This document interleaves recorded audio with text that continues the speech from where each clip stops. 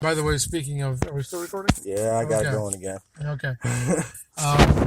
Just to give another idea about Mary Lincoln's personality, Abe Lincoln made a statement that when dealing with when courting her, she said, "You notice their family, the Todd family, which has two D's, unlike God himself, who only needs one." Lincoln had a pretty sharp tongue. Man. That's good though. They could trade shots all goddamn day. Oh yeah. Oh man. Okay, so we're on to number 3. Okay. Lincoln's murder was part of a larger plot to decapitate the government. Again, we did touch on this. Slightly larger plot. Yes. Booth and his conspirators plotted not only kill Lincoln, but Grant, Secretary of State William Seward, and Vice President Andrew Johnson. Grant's unexpected departure removed him as a target, and George Atzerodt lost his nerve and failed to follow through on his assignment to slay Johnson at his residence in the Kirkwood House Hotel. At the same time Booth shot Lincoln, Lewis Powell stormed Seward's house and repeatedly stabbed the cabinet member who was bedridden after a near-fatal carriage accident. Seward somehow survived the savage attack. These are all things that we noted, but was anything different to your knowledge in this particular? They got more detail because this guy had like more than 5 minutes to refresh his memory. Fair enough. I'm going to keep harping on you, John. I'm going to keep harping on you. I know you are. And, 4. The lives of the Lincoln's guests at Ford's Theater ended in tragedy as well. Yeah, that was the Henry and Clara. Yeah. Not Laura, Clara. See if I'd had a few minutes. After shooting Lincoln, Booth slashed Rathbone's left arm from his elbow to his shoulder. Rathbone recovered from the stab wounds, but not from the trauma of that night. After marrying Harris, who also happened to be his stepsister, in 1867, he grew increasingly erratic and perhaps suffered from post-traumatic stress. And we laugh, but this was actually commonplace during the time. Oh, yeah. No, they had post-traumatic stress. They just didn't have a word for it. Oh, I wasn't talking about post-traumatic stress. I was talking about the stepsister. Yeah, and stepsister is not a relation. This is true, yeah. 2 days before Christmas in 1883, he fatally shot and stabbed his wife before stabbing himself repeatedly in a suicide attempt. Oh, I got that totally wrong. Yeah.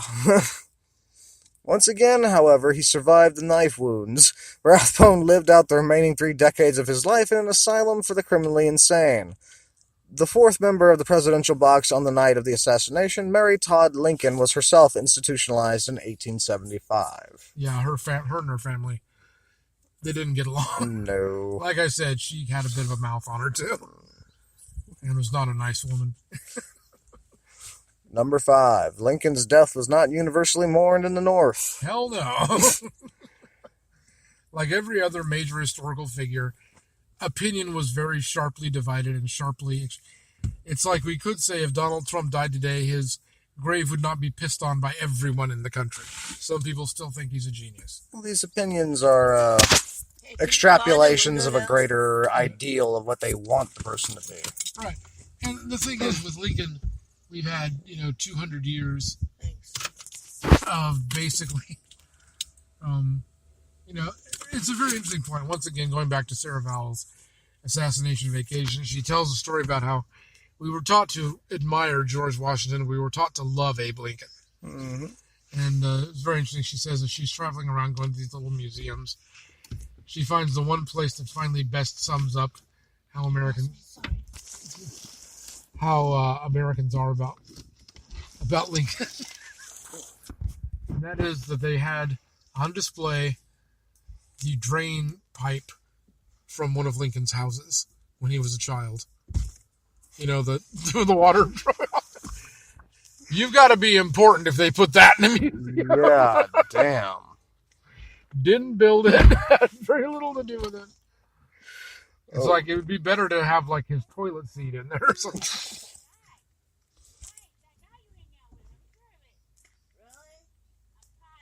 Let's see.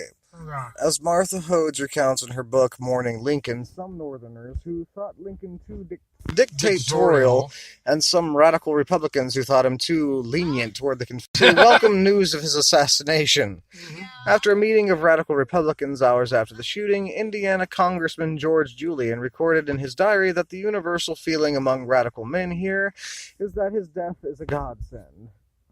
Michigan Senator Zachariah Chandler wrote to his wife that God had permitted Lincoln to live only as long as he was useful and then substituted a better man, Johnson, to finish his work. Okay, that opinion didn't survive in the Johnson administration very much. But yes, Lincoln was, like every other political figure, hated as much as he was loved. Oh, man. Number 6. Mary Todd Lincoln thought the vice president was involved in the conspiracy. I didn't know that, but I'm not surprised. Hours before shooting Lincoln, Booth had mysteriously called on Johnson at the Kirkwood house and left a handwritten calling card that read, "Don't wish to disturb you. Are you at home? J. Wilkes Booth." The First Lady, as she wrote to a friend, believed that miserable inebriate Johnson had cognizance of my husband's death. Why was that card of Booth's found in his box? Some acquaintance certainly existed. Atzeroth's failure to attack the vice president was even seen by some as proof of Johnson's complicity. It took so little to get proof back then. I know.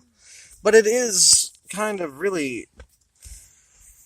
It's odd that there would be a handwritten note with John Wilkes Booth on it stating that, "I don't wish to disturb you. Are you at home?" Yeah, it is weird.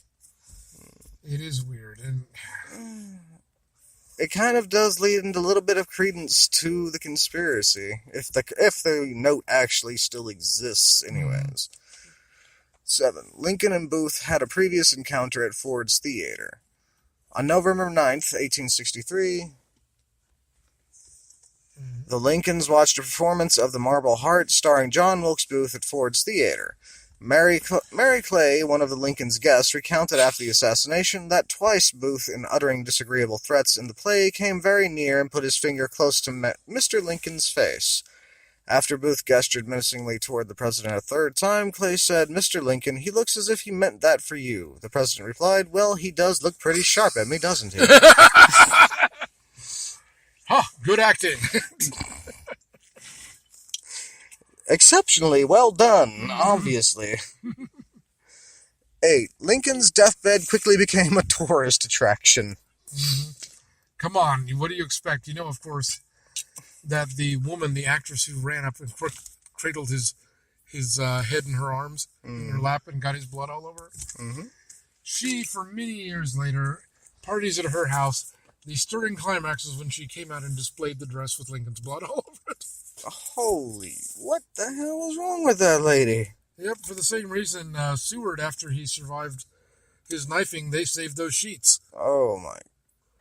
Because they said they seemed like they're it was part of history that happened to their family, so they held on to them. All right. They're in a museum now, along with everything else remotely related to Abraham Lincoln.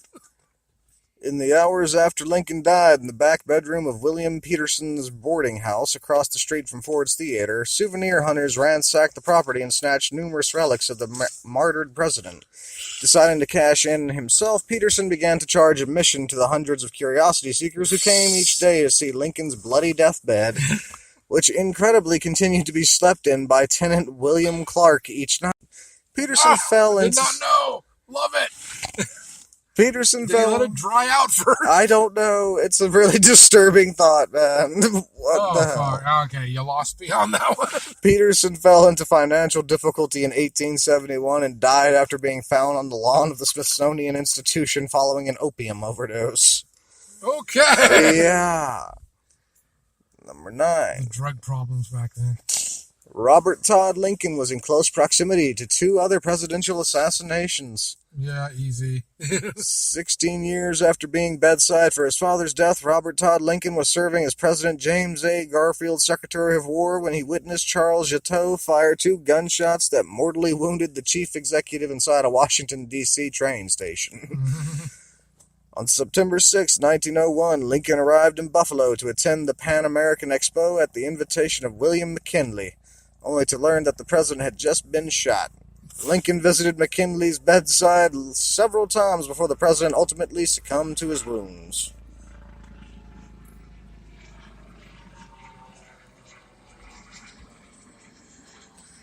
And number 10, last but not least, another deadly tragedy struck Ford's Theater during the funeral of Booth's brother. Yeah, I know that would be Edwin Booth. He was a major actor. Read on.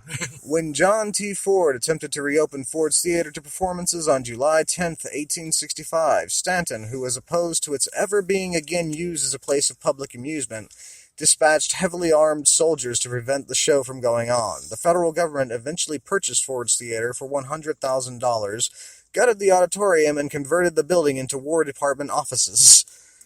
On June 9, 1893, at the precise moment when funeral services for Edwin Booth began inside New York's Church of the Transfiguration, 3 floors of Ford's Theater collapsed into the basement and killed 22 federal workers. Did not know that. Oh man, that was brutal. And Yeah. you told the people listening to this article it didn't have any good shit in it.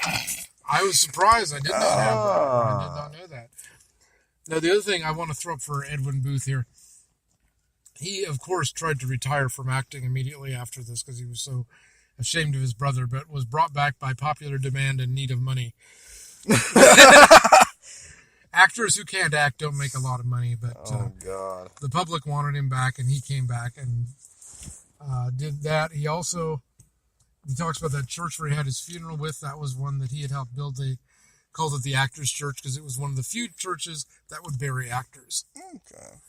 And also, he did a lot of stuff for city, the homes for aged actors and that sort of thing. And there's actually the only private park in New York, in Manhattan, was one that was built with money he left, and it's got a statue of him in it. And among those who are aware of such things, Edwin Booth is loved and respected as Lincoln was. So, yeah. Anyway. Okay, so that's all we have time for today. I hope you enjoyed the show. Anything to say, Aaron? No. Don't shoot presidents. It's not a good thing. As he said, Might seem like it, but... As he says, don't shoot presidents. It's not a good thing. Have a good evening, folks.